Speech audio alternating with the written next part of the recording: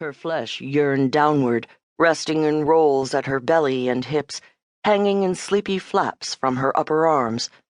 Her legs were short and stick-like, and her toenails, poking through her toeless slippers, were horned and yellow.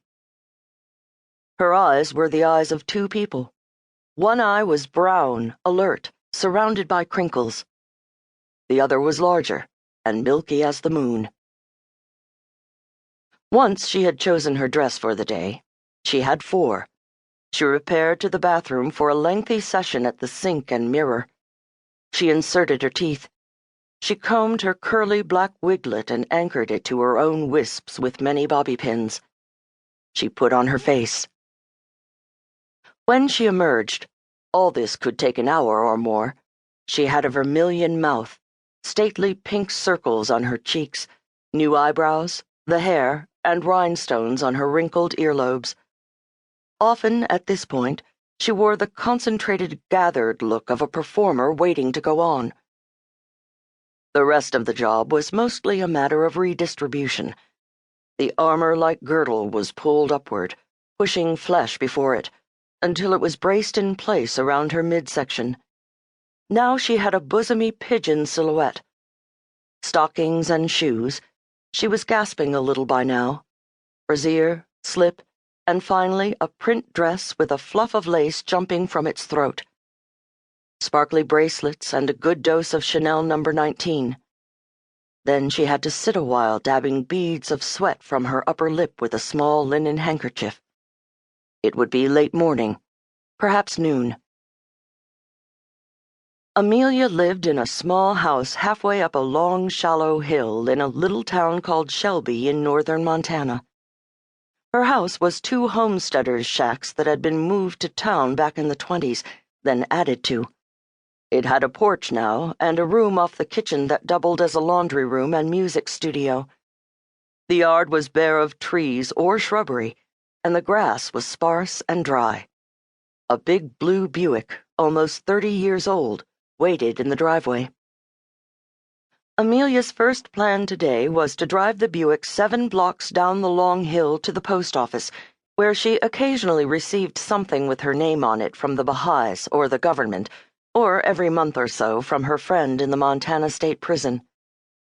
That's when people in Shelby saw Amelia, when she drove her huge blue car to the post office or the grocery store. She wore a hat with a small veil attached to it that shaded her eyes, and she drove in fits and starts. Almost everyone knew her. Some had taken piano or voice lessons from her when they were growing up. More recently, of course, there had been the incident with the convict on the run. He smelled like outdoor smoke, like a campfire, and that's how she knew he was there. Even before the cupboard squeaked and set her heart knocking so furiously it pinned her to the bed.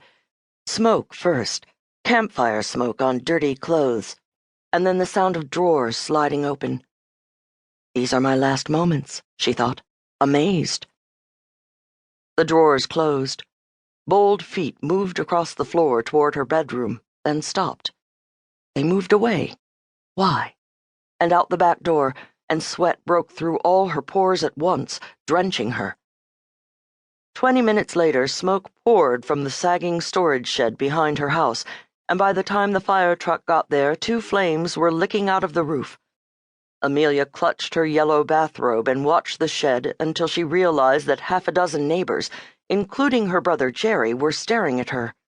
She was more shocking in her unconstructed state than the fire was, or the fact of a criminal from the state prison who had left a burning cigarette or something more deliberate in her shed, then crept through her house opening drawers.